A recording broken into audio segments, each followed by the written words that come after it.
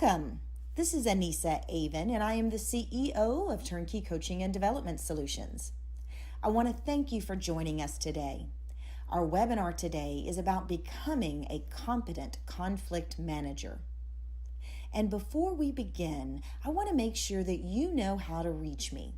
And I want to invite you to let me know if there is a particular question or quandary you would like us to address.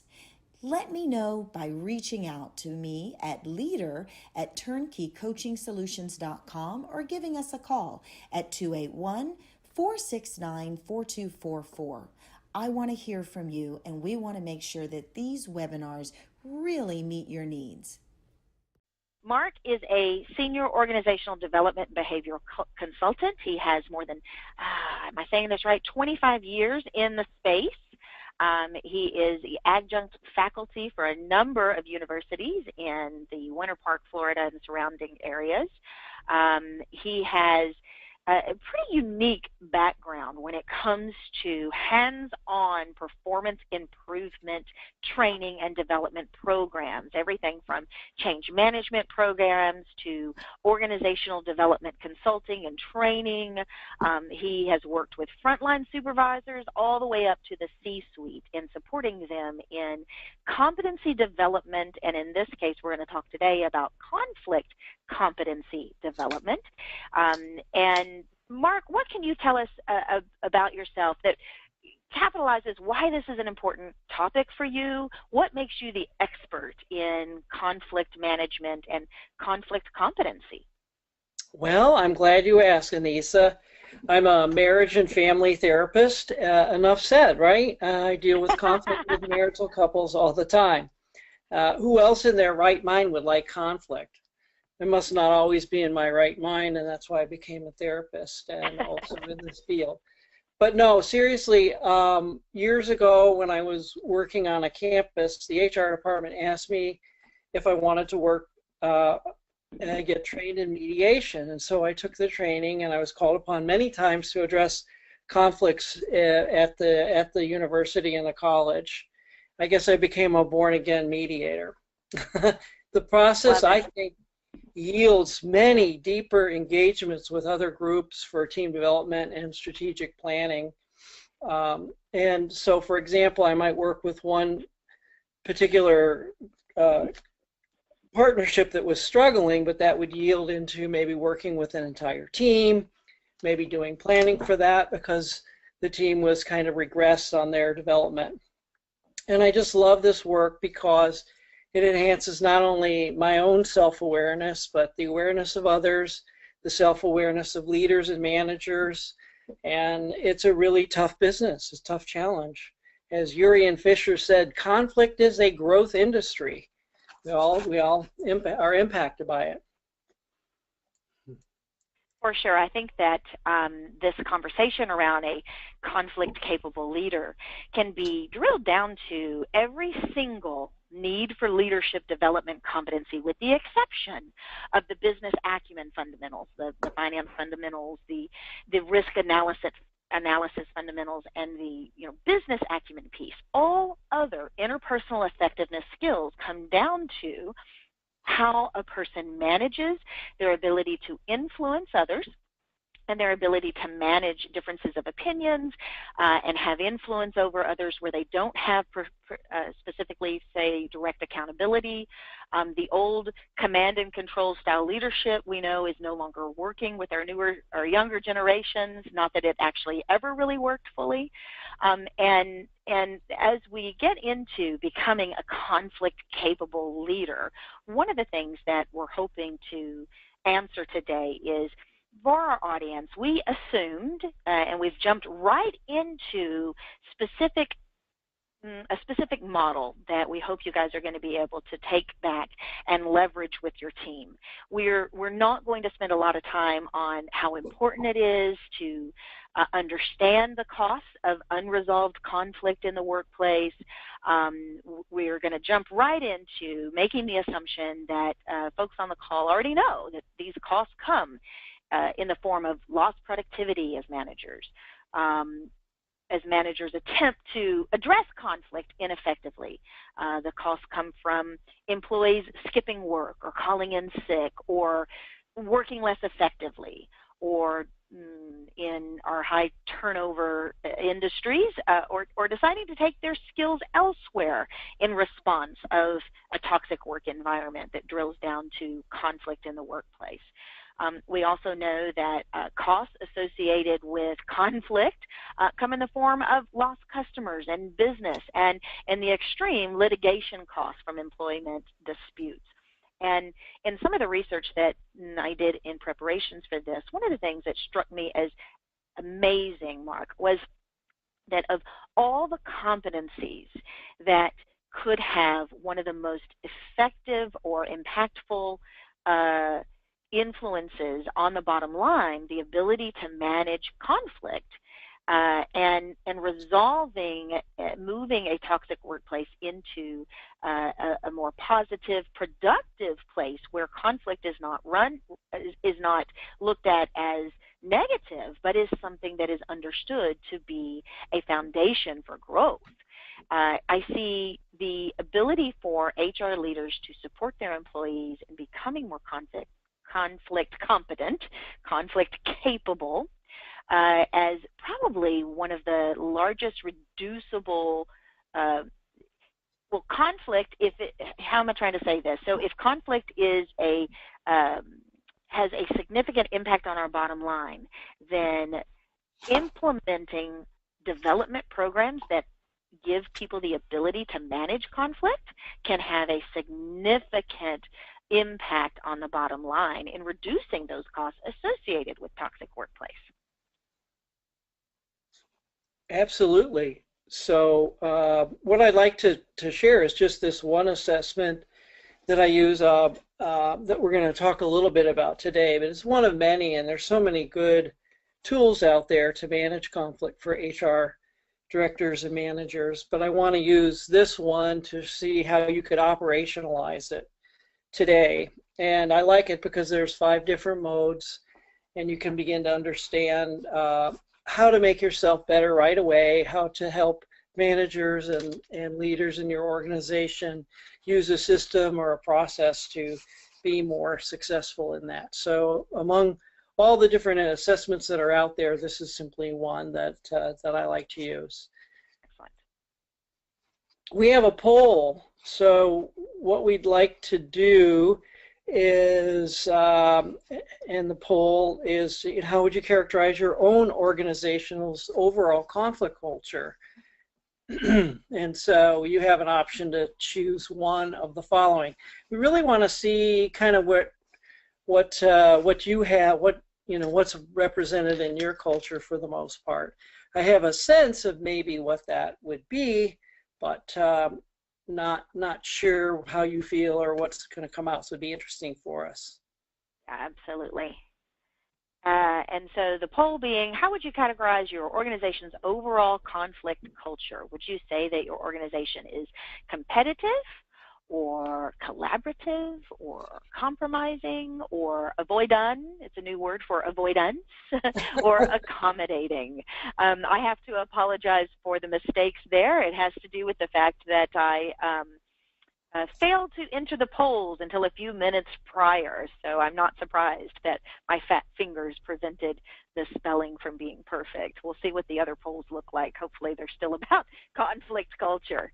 So I think here we go. Now we have the final. So most folks are saying that it's avoidance is the most dominant form. We've got 40% said avoidance, run away, don't address the conflict is the dominant mode. The second dominant mode, which I'm very pleased to see, is that collaborative space. The third being accommodating, so collaborative and accommodating on the same, real close in their numbers, followed by compromising, followed by competitive. So that's a pretty powerful statement about the diversity of cultures that are in attendance today. So I'm not surprised by those results, Anissa, because let's see, can we move this on? Because avoiding cultures are pretty common. So I'm not surprised to see that, and we're gonna address that here today. So I want you to think about you on a conflict management continuum between novice and expert right now, and answering the question, I could manage the conflict in my life better if, what were so. So I want to think about conflict management as in two different arenas. One, as an HR professional, you're facilitating a conflict mediation between two or more people, or you're in a conflict yourself and you're trying to navigate through that. What I'm hoping we're going to be able to do today is that you're going to have improvement in both of those areas. Most people see that they're better, HR professionals in particular, at managing conflicts with others, but when it comes to their own conflicts, they're not as capable. So I wouldn't be surprised if that's what you're thinking right now.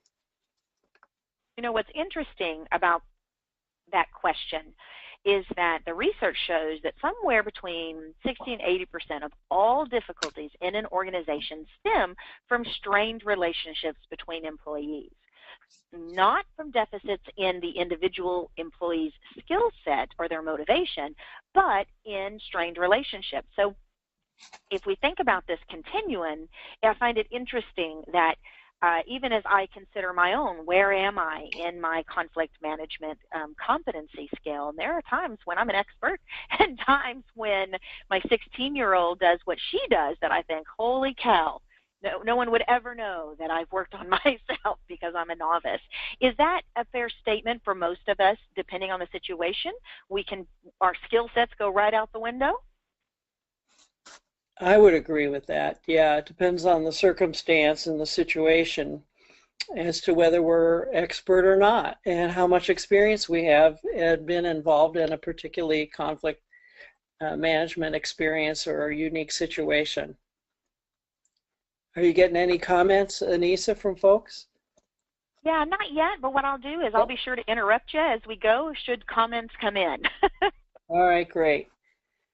All right, so what are we going to do here today? I really have 4 objectives for us today to really get through this. Is that, first of all, we're going to review a variety of different conflict behavioral styles that people usually have.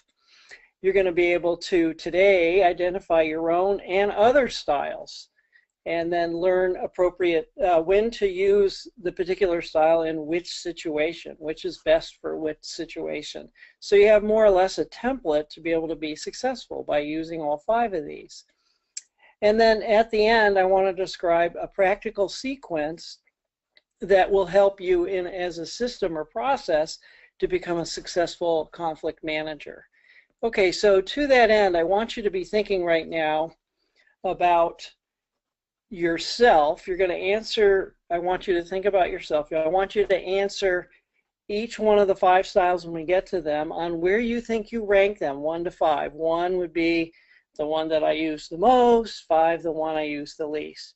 And if you would, I want you to think about 3 people either on your team or in your organization that are particularly effective at conflict management, or maybe others who aren't, and perhaps where they fall on these 5. So we really have an active learning approach to seeing, how you can kind of assess in a really quick and dirty way where someone might fall on these dimensions. Okay, so I want you to be thinking about that as maybe you take notes with yourself on which one of those you prefer on a scale from 1 being the most I use and 5 the least I use, and then 2 or 3 others on your team. So you'll see how that becomes important in a few minutes. I wanted to let you know we do have a comment that's come in.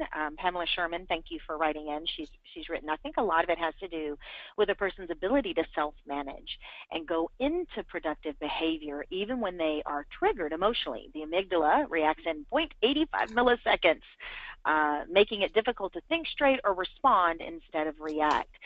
Will what you share with us today help us to understand that space between reaction, 0.85 milliseconds, and someone who is competent gains the ability over their emotions and the ability over their behaviors to respond in a healthier way?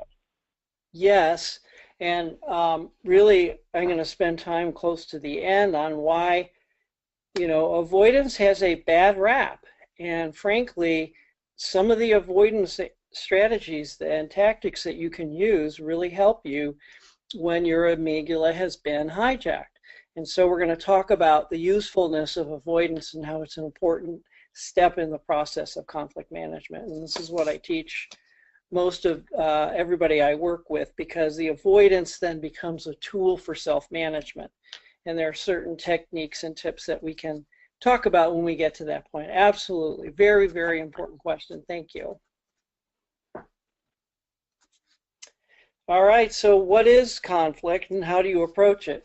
Well, if you look at another overlay, some of you are familiar with the DISC styles, and we all know about the fight or flight response.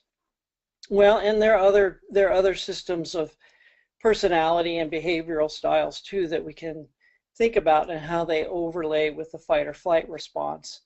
But essentially, flight is avoidance and withdrawal, and accommodation on that side of the continuum, whereas fight may be some avoiding and then engaging in fight. And so this is just how a normative sample of DISC respondents kind of come out on the fight or flight continuum based on their DISC style, whether they're I, an influencer, it's really high on the flight side and accommodating to others' needs. So is the steady and conscientious more on the fight side, and awfully dominance on the fight side. So we can do this with the Myers-Briggs or many other self-assessment tools that look at that. But I think it's important for us to think about this dichotomy and the continuum of fight or flight as we're talking about conflict styles today and how to manage them best. Okay, so to that point, I want you to think about for yourself, where do you fall on this? Which approach best describes you? If you're hard on conflict, you're generally hard on people, hard on problems, and you're interested in goal attainment to the exclusion of pretty much everything else. So it's a very, very competitive kind of framework on the hard side. If you're soft on conflict, you tend to want to manage the relationship very well. The idea is, do you want to get along or do you want to be right? Being right would be on the hard side, getting along would be on the soft side. So all of these actions that you see on either side kind of fall into hard or soft, soft being the flight side and hard being the fight side. So we'll think about that continuum as we go through the PowerPoint here today. So actually, soft and hard are not useful at all because they're rigid kind of dichotomies, and being on, always having the goal as agreement or victory. But principled conflict management really involves looking at what the particulars are and managing the people. So one of my favorite sayings is, a really good conflict manager for yourself and others is, you're soft on people and hard on problems. But if you notice, if you're on the other side of the continuum and you're soft on people and the problem, or you're hard on people and the problem if you have a hard approach. So you can work in principled conflict management without even having trust be an issue, because it's more about perceptions that people have. And you really, really are interested in what are their interests beyond positions. Positions don't define conflict management, the interests behind them and being able to explore them. So what I mean by that is, my interest, my position might be, I'm never talking to so-and-so ever again. And my interest might be, gee, I really wish I could have a better relationship with so-and-so. So as a good conflict manager, you're always trying to mine down and dig underneath a strong position to find out what the true interests are, because that's where we can really do some really good work with employees. And then obviously you develop multiple options. You're looking at objective criteria. You're not interested in agreement or just insisting on, digging in on your position. So we're really being much more flexible and less rigid when we're engaged in conflict management. And many of you probably already do these things that are described, but I wanted to give you a context of where the TKI, the Thomas Kilmann instrument, fits in with this model of conflict management. So to that point, if we think about the dichotomy of fight or flight, assertiveness is on the fight side, cooperativeness is on the flight side, or getting along with others. So this is the continuum on the X and Y axis of the two aspects we're really looking at. And so we all have a default conflict mode, a place that we just like to go and say, this is easy for me, this is comfortable, I'm familiar with it. And it's your preference. And then, but unfortunately, what we want to do is have facility at using all 5 conflict modes so that we can be more effective rather than just using our default comfort zone, which are usually 2. As you're thinking about yourself and others in your organization, begin to think about, well, who's more on the goal side, getting what I want, and who are more on the, you know, it's all about getting along with others and being cooperative. So I want you to think about that, those two axes as we go forward. So here's how the 5 styles fall out on the assessment. All goal attainment without any interest in relationship or cooperation is competing. It's just getting the goal, being focused on the goal, and not thinking about anybody else. It's just about results, drive, really ignoring the people issues. On the other side, very bottom, accommodating is no goals whatsoever, and all about achieving a good relationship management. So if you have high assertiveness where you're trying to achieve your goals and also gain cooperation, collaboration is that buy-in. And then the 50-50 point is compromise. And then without any assertiveness or cooperation, the much maligned avoidance is on their avoiding style. So those are really the 5 that we're going to look at today and how we can manage them and use them most effectively. So overall, how effective are your managers at managing conflict on their teams? Not at all, once in a while, sometimes, most of the time. These would be your customers, internal customers that come in for your employee relations help, or you just are a helpful ear. There, the poll launched. Excellent. All right. Thank you, folks, for beginning to answer the question, and we will share the findings. So the question being, overall, how effective are your managers at managing conflict on their teams? Not at all, once in a while, sometimes, and most of the time.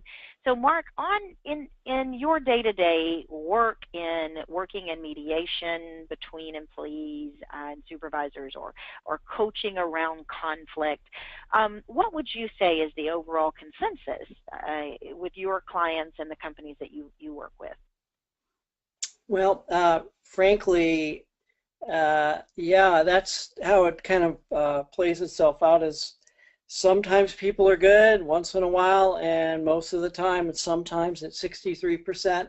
That's the average answer, particularly when they're familiar with the conflict situation or they feel they have the training and tools to manage it well. So I agree with the sometimes, and once in a while, 19%. Sometimes it's 63-19 for once in a while, 16 most of the time, and 2 not at all. I'd like to really hear for the most of the time people, the 16% of you, on, you know, what kind of programs do you really have in place that are like what we're describing. So basically, I like to go into organizations and help them build a robust conflict management training program for their leaders so that everybody has the same training, everybody kind of understands all of the dynamics around what makes it successful or not, and then if it's hardwired into the aligned organization, then it becomes a really good clearinghouse for people to talk about issues and resolve conflicts on a more systematic way in their company. Well, I think that what you're sharing with us is really important. If we look at the 21% of the folks on the line that said in their culture they're either not effective at all or once in a while, if we think in terms of how much time managers have to spend managing conflict, and I think that the number that I read just here recently is anywhere from 20 to 40%.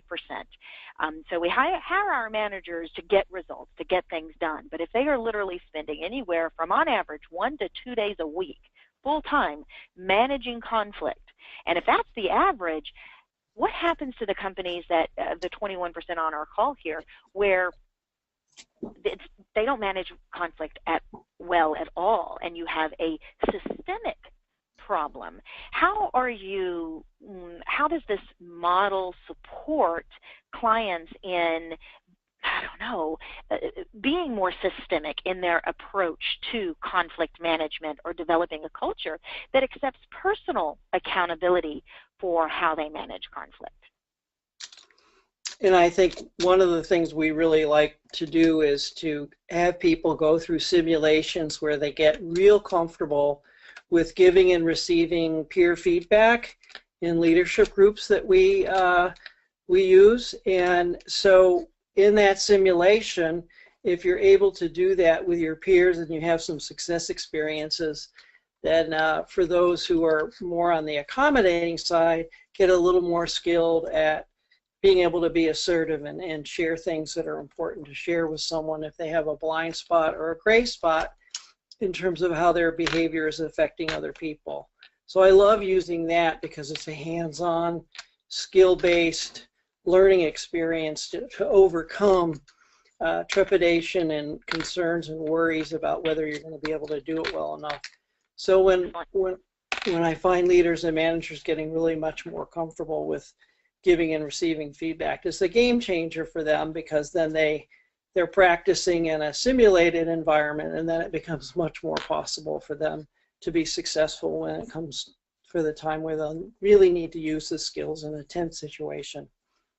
So what I've just recapped for those on the call, an effective methodology for taking this material is actually taking it back to your team and being able to mediate, having a couple of people just have a conversation to improve their awareness on how they manage conflict, or supporting them in role playing. Well, what would happen if you, in this moment, the two of you are competing, or is that what you're doing? And in this moment, what would it look like if you accommodated? What would it look like if you compromised? Just role play a bit. Are you finding that that's an effective way for people to build their conflict competency? Yes, I do think too is that once they learn the styles in the correct order and they get to learn how to use them in the correct order, it becomes really, really a powerful tool for them. But absolutely, that, I think the outcome for most people is, wow, these have to be used situationally, not as a regular pattern of always using accommodation or always using compromise. But certainly practicing the skills is a large part of learning experience on being able to get comfortable with all 5 styles. Excellent. Whoops. All right, here we go. So let's talk about all 5 quickly. So let me give you some context here. So what I want, what makes this just for fun, is for us to think about an adage that's easy to remember each one of the 5 conflict styles. So in this case, you can see 2 heads are better than 1 because it's collaboration. So I'm also going to, for fun, think about childhood fables that we all grew up with contextually in our history, and what animals actually might best represent each of the 5 styles. And if you want, for fun, you could just put in your chat box and say, oh, I think collaboration should be this one, as I'm describing it to you. So think about fables from childhood, or characters and animals from cartoons and things, and which one would represent collaboration most? And I'll give you the right answer. But your answers are good as well, because conflict is in the eye of the beholder, right? And perception is too. So in reality, I'll share you mine, but you may have a better one. Again, also, I want you to look at each one of these and assess where you are. Go, oh yeah, I'm number 1 on collaboration, or no, I probably use that number 4. So for yourself and others that you're kind of thinking about, which ones do they like to use the best as we go briefly through these. So 2 heads are better than 1. Obviously, collaborating is the ability to do the kind of work that's really necessary in strategic planning, where there are really big core values at stake, and everyone's buy-in is really, really important. The worst case scenario when using collaborating is when a leader or a manager can't make a decision and they hire a committee. So I once had a boss that whenever he hit a snag with something that was uncomfortable in terms of making tough decisions, he assigned a task force to study the problem. Nothing ever changed, except that it wasted all our time in the organization, and we all had the illusion of progress, but no real progress. And unfortunately, that was not a good use of collaboration. But when the stakes are high and emotions run high, as they talk about in crucial conversations, usually it's about mission, vision, values, strategic planning, where buy-in is essential on your team to get that kind of alignment that you're looking for. So everybody thinks, well, collaboration should be what you do all the time. But no, I don't want to collaborate and have a team or a subcommittee collaborate on where the water cooler should be in the office.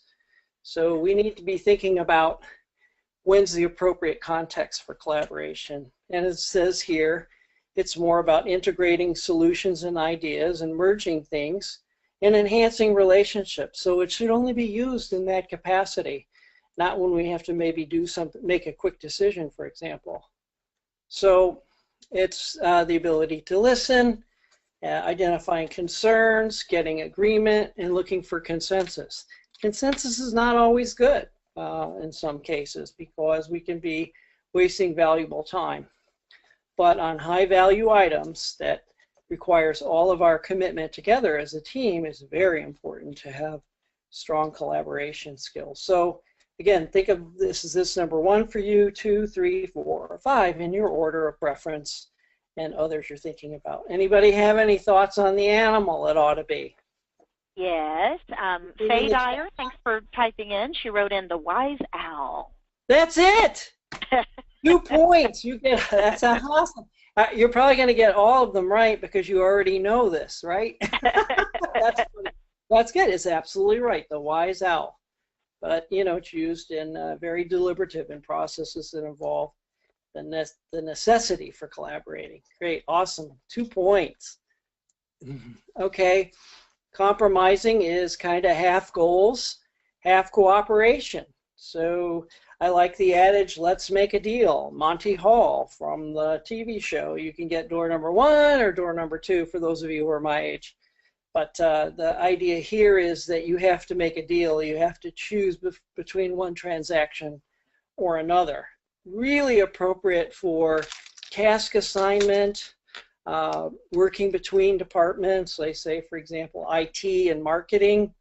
IT has a new technology tool that marketing really wants to have. Then perhaps IT could say, well, we really need help on some branding of our business skills in the organization. Could you help us with that? So again, it's this whole idea of being able to make a deal on transactional items. It shouldn't be of high importance. These are transactional items. The problem with using compromising or let's make a deal historically have not been great. So compromising in the idea of back when the military was not integrated, it was don't ask, don't tell, and that made everybody unhappy because it was a value-based decision that was made as a compromise. Or, you know, today it would not be a really good idea to deal with unacceptable sexual harassment situations with compromising in the HR world. So you can see where it's inappropriate to use. So think about it as transactional items, equal distribution of work, that kind of thing. Perfect for that, not good for high value items. So it can create a cynical environment if everything is up for a deal. So you don't want that. You want it to be only used where it can be reciprocated. And you have to make a quick decision. So, all right, let's make a deal. What animal from your childhood history would best represent compromising? Any answers, Anissa? Jacqueline wrote lamb. Okay, lamb, but probably the opposite of that, Jacqueline, fox. The clever fox. But good try. I like your try.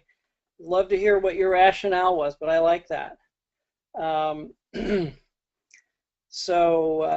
Okay, so assign your number there. When do you use compromise, and in what situations? Is it a default strategy of yours that you like to make deals when things are stuck in conflict management? So go ahead and think about people on your team or in the organization that have that style as well. All right, let's jump. Okay, so it's that finding middle ground, making concessions, and negotiating. That's really all about compromising. So competing, my way or the highway, all goals, no cooperation. You think, wow, command and control, what is the usefulness of that in today's service-oriented organizations? Well, it's very important, frankly, if it's temporal. So the adage is my way or the highway. So it's really good if someone can't make a decision. In my own work, I started to think about this, as Anissa and I talked about it. I would have to sometimes occasionally involuntarily hospitalize people for 72 hours or dehire employees, and unfortunately, and sometimes deliver tough news to employees about the death of a loved one. All of those are really hard decisions to make and require competing to do so. You can do it with a compassionate heart, but it's nothing you can avoid because it's time intensive, it's time limited, and needs to be dealt with in the immediate. And so another thing is, I think grabbing a child's arm when they're about to run to the street beats listening to their feelings in the moment. So in one situation I wanted to describe, I was working with a supervisor, and everyone was trying to dissuade them from rehiring a certain employee due to ethical issues. But she did anyway, and for all of us who worked in that department and me consulted in that department, found it to be Groundhog Day all over again, just like it was in the past. And then I've had a coaching client who would not de-hire a bad apple among 14 other employees who suffered as a inability to make a tough decision. So it's important for a leader and a manager to have the bottom line. You can't cross this line, my way or the highway. So any thoughts on that for your style and when you use it? I would just like to say that it's something you use judiciously and not that often, but it is part of your toolkit as a leader and a manager. So think about yourself and where you fall and others fall. And what do you think animal in the animal kingdom would represent competing, my way or the highway? Do you have any answers, Anissa? Let's see. Lion, Kimberly has written in. Sherry has written in lion. Thomas has written in lion. That was what I was going to guess also, was a lion or a tiger. Diana has written the wolf. Okay, so we have 4 lions and a wolf, but I'm going to share with you that it is a shark. King of the sea. It's scarier. A little scarier, yeah, right. So that's the idea, is at what point do you want to use competing skills? It also is very helpful when confidence and competence is really needed on a team, where someone can really stand up and make a tough decision in a tough circumstances. It makes direct reports feel part of it, as long as it's not used routinely as command and control all the time. Because the danger in that is it becomes a yes environment. If your leader is constantly using command and control, then there's really no input allowed, and so usually people with this style are not as good in the collaboration area, which is a necessary skill for effectiveness on teams, as you all know. All right, so accommodating is all relationship and no assertiveness. This is my favorite thing for customer service in organizations. Frankly, one of my favorite stories is Nordstrom store. The Nordstrom store has a subculture of stories called Nordy stories. And Nordy stories are written on a blog back and forth between employees about rock star accommodation experience that they have. So let me share a couple with you. Sales associates would compete to provide the best over-the-top service to customers. So in one case, a woman came into Nordstrom and she had all these packages from Macy's. She bought a few items and went to the wrapping department, and the person behind the counter said, "May I have the other bags, your Macy's bags as well?" She goes, "No, those are from Macy. You don't need to do those." She goes, "Hey, I know I don't need to do those. I'd like to wrap those for you as well." So that was a Nordy story of over-the-top service.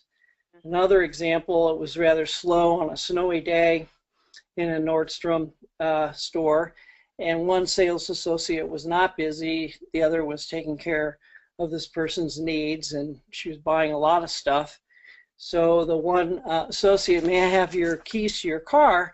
drove the car up underneath the overhang, put the trunk up, and loaded all the packages into her car, and off she went. So there's another Nordy story, and we all know experiences of wow experience and wow service. So that's accommodating on steroids. Disney practices it. You get cast in the role, you're trained to be an accommodator, etc. So it's all about the other and nothing about yourself. So it's a very service oriented. And you might see what the downside of that would be, which is you don't have any goals, so nobody knows really where you stand, what's underneath that. So if you think of the steady on the disc, sometimes they're so indirect in their communication, you have to ask a lot of questions to get under what their real interests are and desires are in a situation, because accommodation becomes so natural for them.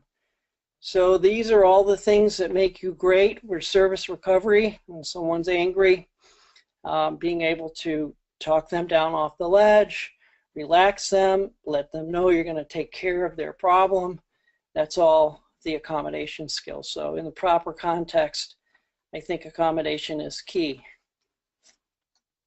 And being able to let go of your own desires, being selfless, being very empathic to the others, and yielding on your own goals.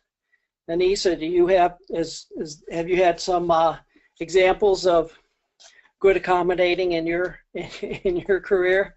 Absolutely. And as I am taking inventory of my team and our conflict management skills, I have witnessed where all of us have used accommodating or avoiding or competing at one time or another. What I'm looking for as I'm listening is how to support, in the work that we do with leaders specifically, there's a lot of evidence in leaders who have built their career with one style of management, let's say a command and control, and they've produced success. They have managed their careers through a certain style of leadership behavior, and now what we're asking them to do is to reconsider what's created success for them, to help them understand that perhaps learning how to accommodate even when you're in the C-suite, or learning how to compromise is something that will get them to the next level. Is that what you found in the work that you've done inside organizations when leaders readjust how they think about conflict? Yes, absolutely. If you're on the goal side where you're results driven and constantly being reinforced for that behavior, to move over to accommodation really seems counterintuitive until you can explain really the benefits that you're going to get from people, the greater buy-in, the greater productivity of everyone, not just yourself, and long-term goals versus short-term goals that might be, carrot and stick in orientation versus an engaged employee who may last for a longer time. So yes, it becomes important for those who have natural competing skills to learn the ones that are more of the soft skills on the other side, and vice versa for those who have developed the relationship management EQ skills, needing to learn the tougher positions. And it's all possible. And so I really want to stress that what's nice about all these conflict styles, just like EQ, is that it's not fixed like IQ. These are malleable. You can make changes here. You can increase your leadership effectiveness by having access to all at the appropriate time. So think about accommodating. What would be an animal that might indicate it would be my pleasure? It would be my pleasure from childhood. See if we have any response. For writing in. She wrote teddy bear. She's right. That's it. Teddy bear. First one. Diana wrote sheep. All right. I like that. So you get the sense of it. I like about the conflict animal is that it becomes really easy to remember the five styles when you have these animal representations. Even if you can't put a lot of words to it, it's just kind of fun and it's easier to remember. It's kind of a better branding for you. All right. So our last. Go ahead. If we look at the archetype of some of these as well, the archetype of a shark or the archetype of a teddy bear, there's both the positive and the negative that can be gleaned from that. And in my mind, as someone aiming to develop my employees, understanding that when a behavior is taken to the extreme, a shark, it's dangerous and ineffective. But at the same time, in our ecosystem, we still have to have sharks. And the same goes for the other animal archetypes. Exactly. It's right. And when you have one overdeveloped side of you, for instance, the competitive side, guess what? The soft side for you is probably going to be an avoidance and accommodating. Vice versa, if you were really good at avoidance and accommodating, then classically maybe compromise and competing are going to be difficult for you. So what I really like to do, someone asked a question before, not today, but before, about the idea, well, how do you help people move out of their DISC styles into another one? Well, what I love about all this is that these things are learnable.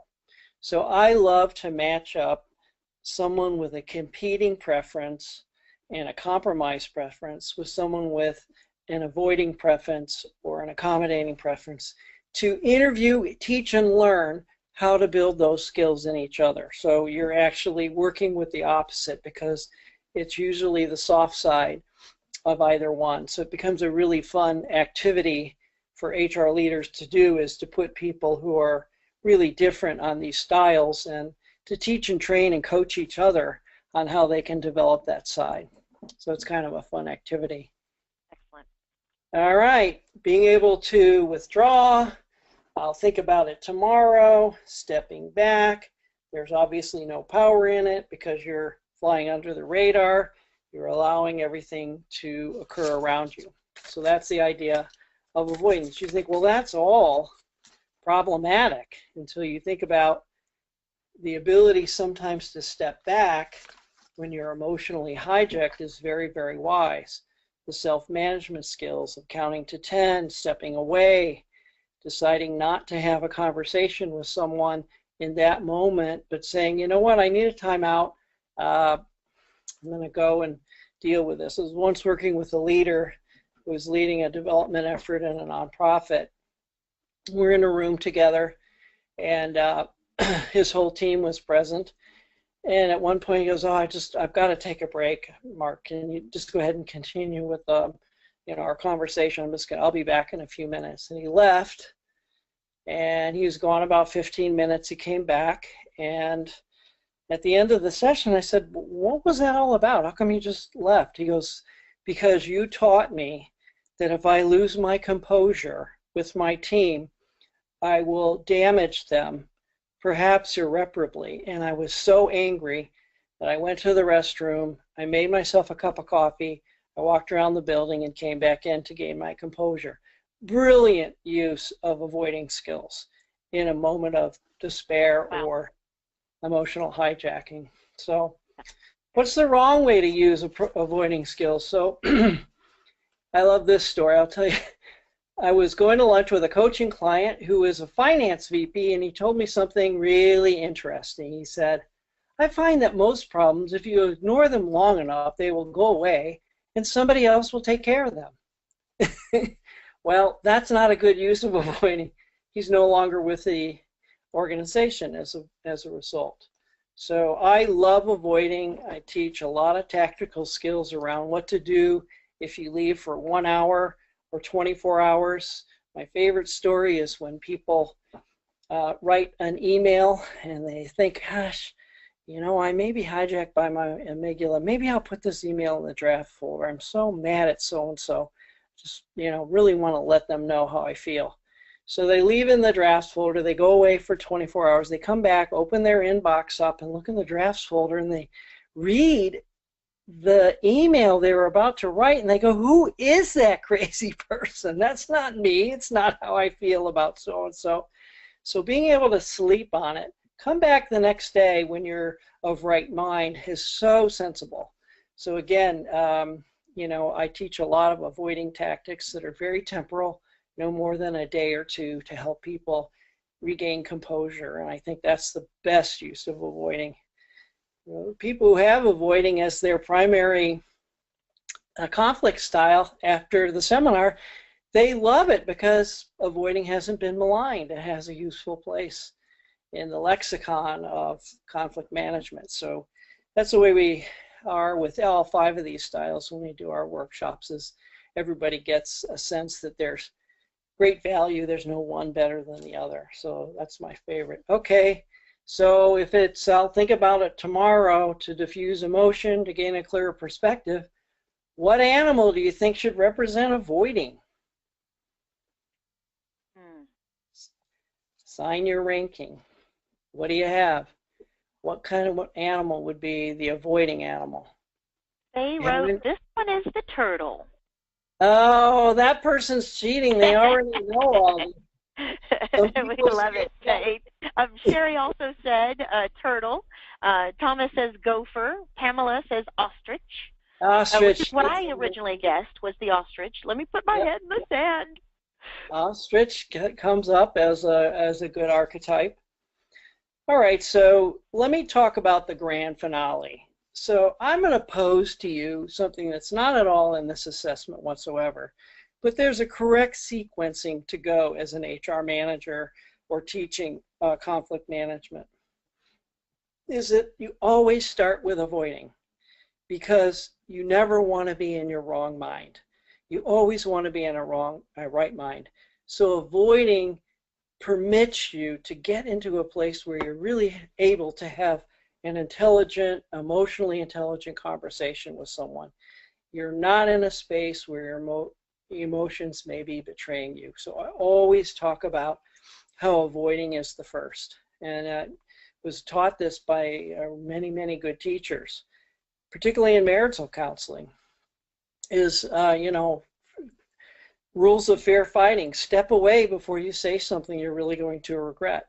So avoiding is always the first step. Now, if you pull away and avoid a situation, it's incumbent upon you to come back and resolve it with the person because you left them hanging. But it's always the first step, because you always want your emotions to be managed in the best way possible. Step 2 is you walked away, and you have to be in a humble approach and accommodate and listen to what the other person's perspective, once you're kind of back inside your own mature self. And so accommodating allows you to do that by asking open-ended questions, listening, responding to people to find out maybe you had a narrow perspective, maybe you didn't have enough information, and accommodating and listening to others helps that person's emotions come down to a proper level. And you do this when you're probably doing conflict management in the office. You may have a perturbed employee, and it may take a couple of times before you can get them off the wall or off the precipice before they're ready to talk to the individual they need to. So, okay, avoiding, stepping away, coming back, accommodating. Emotions are down. We're understanding each other to some degree. Now we can move to collaboration, where we can do problem solving, which is principled conflict resolution. Two ideas are better than one. Maybe we'll generate several, brainstorm some ideas of how we could move differently, choose one or two, check back in with each other in a week to see how we're doing. So it's that collaborative model of how did we get here, how do we get out, what are some ways to get resolution. Let's say that fails, you can't do that. Well, then the next step would be, okay, how about I do half of this, you do half of that, and we're preserving the relationship as best possible, at least not damaging it, and also meeting half of my goals and you're meeting half of your goals. So we find a way to compromise.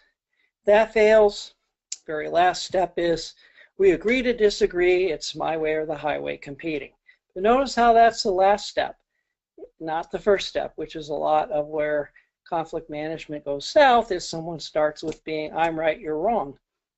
I'm right, you're wrong is only the very last step in this process along the way. So I hope as HR managers that you find this really useful today, and you could see how you could apply it and help people systemically and systematically go through the sequencing so that they make the right steps in every situation they may encounter. I guess you have another poll, Anissa. Do you have a training program? What I'd like to do is share with the audience today any feedback from you guys that are on the call. What do you have a training program for managers to leverage conflict competency? And if you do, send that to us in the chat box and the question box. What are you currently using? So answer this poll if you would, and that way we'll get a poll result on how many folks that are on the call actually have a program for helping their team develop greater effectiveness at conflict and conflict resolution. And what's your approach for your organization? Do you have a model that you're using? Is it part of some of your leadership development programs or your HIPO programs? That is something that I would like to share. We've had a couple of requests regarding, can we get the PowerPoint? And absolutely, at the end of today, actually in a couple of days, we will be sending out the recording if you'd like to listen again. We'll also be providing that downloadable PDF of the PowerPoint. So it's our pleasure to provide that. And anyone that shares with us what programs are you using that you find effective, I'd like to also provide that as a resource. So as you can see here, 80% of our attendees today do not have an official program for leveraging conflict competency, and 20% do. I would say in my experience, that's pretty typical. There are a lot of leadership development programs that have a component of interpersonal effectiveness, but typically I find it to be ineffective at sustainable conflict effectiveness, productive conflict, cultivating a positive culture, etc. Yeah, that's great. I would hope that after today you see the relevance and actually how the return on your investment would be really worthwhile in terms of lost employee time, absenteeism, the time that you take to resolve conflicts in other departments, and how it impacts productivity. It's all very good. All right, so Anissa, did you want to talk about the offers? I do. I want to thank everyone very much for being here today. We hope that we're able to really take something useful, some knowledge regarding how to train your employees on improving their capacity to manage conflict, and ideally cultivate a culture where conflict is viewed as an essential tool for business growth, where productive conflict is the goal. To this end, one of the things that Turnkey Coaching and Development Solutions does really well is provide organizational development development consulting, specifically customized to your organization's unique culture, objectives, as well as your organization's tolerance for external training and employee development. And Marc has graciously, we talked about, well, what can we provide our audience that could be useful? And so Marc has generously agreed to offer for the first 5 organizations of those who are in attendance a 2-for-1 special. Now, there's many ways that you might take advantage of this. If you have an employee that needs conflict intervention, or let's say a supervisor and an employee that you'd like a mediation for, the 2-for-1 is 2 mediation sessions or 2 conflict competent coaching sessions for the price of 1. If you are planning your 2018 learning and development agenda, and you know that one of the keys to greater employee effectiveness and happiness is helping your team develop their conflict competencies, then Marc is also one of our senior master level trainers, and we're doing 2-for-1s on that. So meaning if you contract with us for a half-a-day training, instead you will get a full day training. If you are implementing a lunch and learn program, instead of 1 lunch and learns, you will get 2 lunch and learns. And so I believe that is a pretty significant value.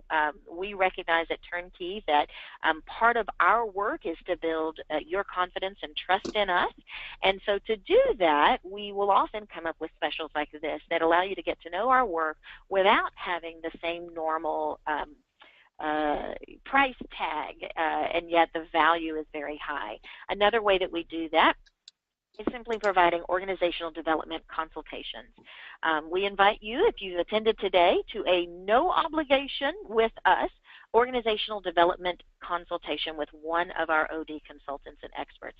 Our aim with the consultation is to have you walk away with the first phase of an actionable strategy.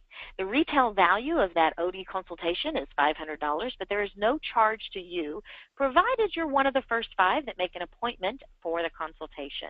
Now, having said this, I want to make it clear that we understand that our programs are not a good fit for everyone or every organization. Thus, whether you use us or not for your employee development needs, we are here to be of service. And it's my belief that the more I provide, the more I am of service, the more that our team members are of service. Then when you do have an employee development need for an external resource, you'll think of us, and that is sufficient for our business development goals.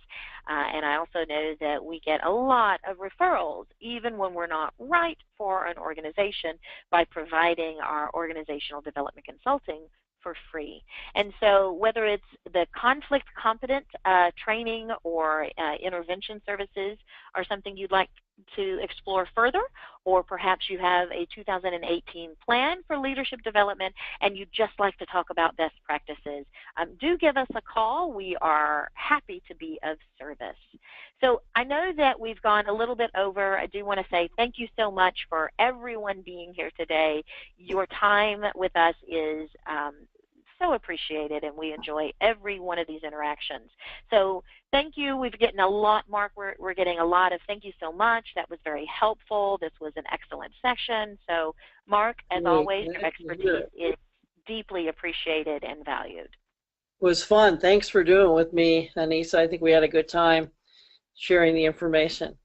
I think so. Thank you, everyone, for being here. Watch for an email with the replay as well as the PDF, and I look forward to working with you guys. All right. Thank you so much. Bye-bye. Bye.